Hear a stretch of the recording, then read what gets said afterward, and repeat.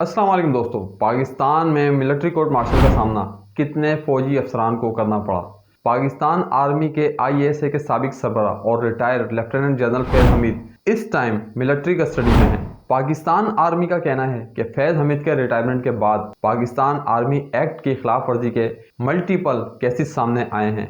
Army जज colonel retire Inamur रहीम का कहना है फैज़ हमीद के खिलाफ कोर्ट मार्शल की कार्रवाई शुरू करने के बारे में जो बयान जारी किया गया, इसमें तमाम कानूनी पहलू कवर होते हैं। दोस्तों, एक हाउसिंग स्कीम स्कैंडल से ताल्लुक रखने की बुनियाद पर जनरल रिटायर फैज़ हमीद के खिलाफ कोर्ट मार्शल का मरहला शुरू हुआ था और जनरल फैज़ हमीद के साथ मजीद 3 आला मिलिट्री अफसरान को आर्मी कस्टडी में लिया गया था। जबकि हाउसिंग स्कीम टॉप सिटी के एडमिनिस्ट्रेशन ने रिटायर आईएसआई के सरबरा जनरल फैज़ हमीद के खिलाफ संगीन इल्जामात लगाए थे कि वो दहशतगर्दी के केस के सिलसिले में हाउसिंग स्कीम के मालिक मुइज खान के ऑफिस और घर पर छापा पड़वाने में शामिल हैं, जिसमें कैश, डायमंड, गोल्ड और कीमती सामान लूटना शामिल था।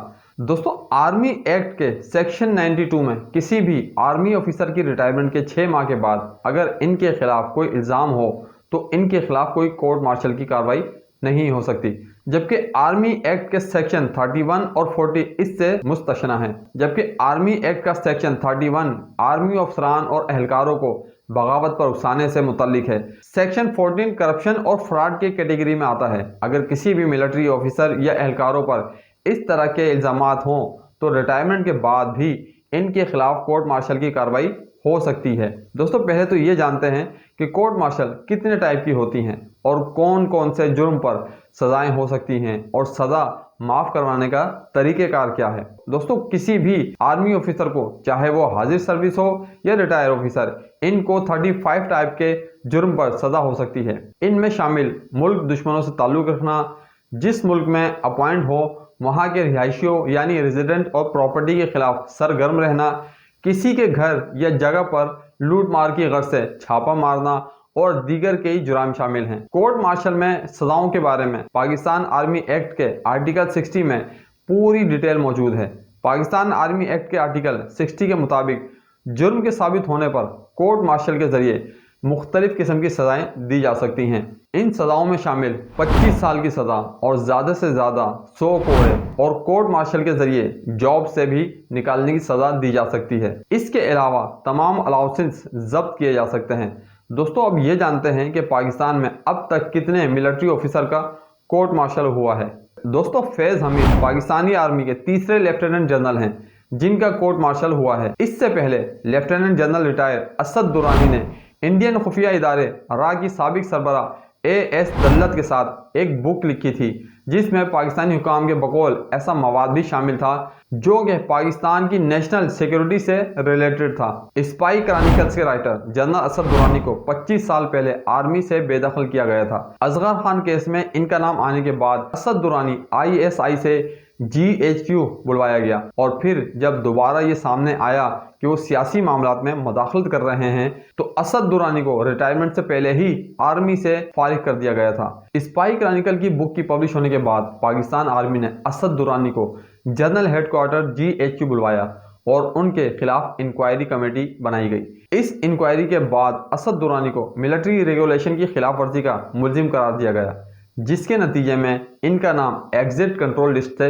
ईसीएल में शामिल किया गया और इनकी रिटायरमेंट के तमाम तर सहूलियात भी वापस ले ली गई। Lieutenant general retired Javed Iqbal उस टाइम फौज का हिस्सा थे जब general Ashfaq Parvez Kayani army chief थे। अपने फौजी कैरियर के दौरान lieutenant general retired Javed Iqbal ने बतौर ब्रिगेडियर 111 ब्रिगेड कमांड की थी। 2012 में लेफ्टिनेंट जनरल जावेद इकबाल, जो कि पाकिस्तान आर्मी के एक सीनियर ऑफिसर थे, इन पर जासूसी के इल्जाम में इनका कोर्ट मार्शल किया गया और 14 साल कैद बामुशक्कत की सजा सुनाई गई। जनरल जावेद इकबाल पर आईएसआई की अहम मालूमात इंडियन खुफिया एजेंसी रा को फराहम करने का इल्जाम लगाया गया था। साबिक आर्मी चीफ कमर जावेद बाजवा ने 2019 में लेफ्टिनेंट जनरल जावेद इकबाल को सुनाई गई कैद बामुशक्कत की सजा की तौसीक की थी, लेकिन लेफ्टिनेंट जनरल जावेद इकबाल को 2.5 साल के अरसे में ही रिहा कर दिया गया। 2011 में ब्रिगेडियर अली खान को शिद्दत पसंद और ऑर्गेनाइजेशन हिजबुत तहरीर के साथ ताल्लुक रखने के इल्जाम में कोर्ट मार्शल किया गया। इन पर पाकिस्तान आर्मी के अंदर बगावत फैलाने का भी इल्जाम लगाया गया था।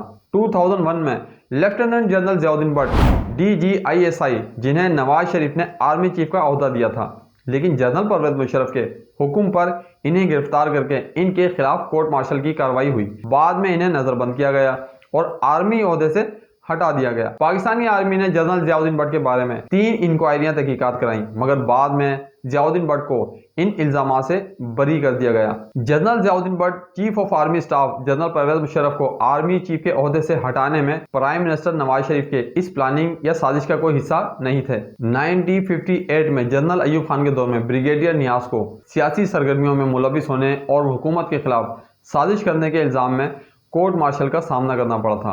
दोस्तों 2023 में टॉप सिटी हाउसिंग सोसाइटी के मालिक मोइज अहमद खान ने सुप्रीम कोर्ट में एक पटिशन दायर की थी, जिसमें साबिक DGISI lieutenant general retire Faiz Hamid पर गलत इख्तियारात इस्तेमाल करने का इल्ज़ाम लगाया गया था।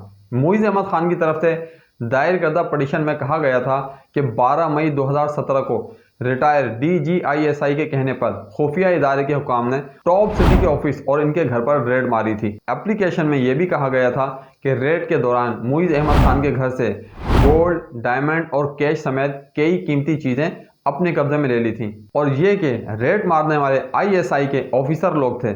इस दरखास्त में यह भी शामिल है कि मुलाकात के दौरान जनरल फैज हमीद ने दरखास्त गुजार को कहा कि वाकई में चोरी किया गया और छीना गया जो सामान है उनमें 400 तोला सोना और कैश के सिवा कुछ चीजें वापस कर देंगे। इस एप्लीकेशन में यह भी दावा किया गया है कि ISI के रिटायर ब्रिगेडियर नईम फखर और रिटायर ब्रिगेडियर गफ्फार ने दरखास्त गुजार को 4 करोड़ कैश अदा करने और प्राइवेट चैनल को स्पॉन्सर करने पर मजबूर किया था। दोस्तों रिटायर कर्नल इनामुर रहीम का कहना है कि कोर्ट ऑफ इंक्वायरी एक इन्वेस्टिगेशन प्रोसेस है। जिस तरह सिविलियन इदारों में, इसी तरह फौज में भी कोर्ट ऑफ इंक्वायरी अमल में लाई जाती है। अगर आर्मी ऑफिसर की तरफ से करप्शन और इख्तियारात तजावुज करने का मामला सामने आए तो सेक्टर कमांडर इस मामले की तहकीकात करने के लिए कोर्ट ऑफ इंक्वायरी का हुक्म देता है।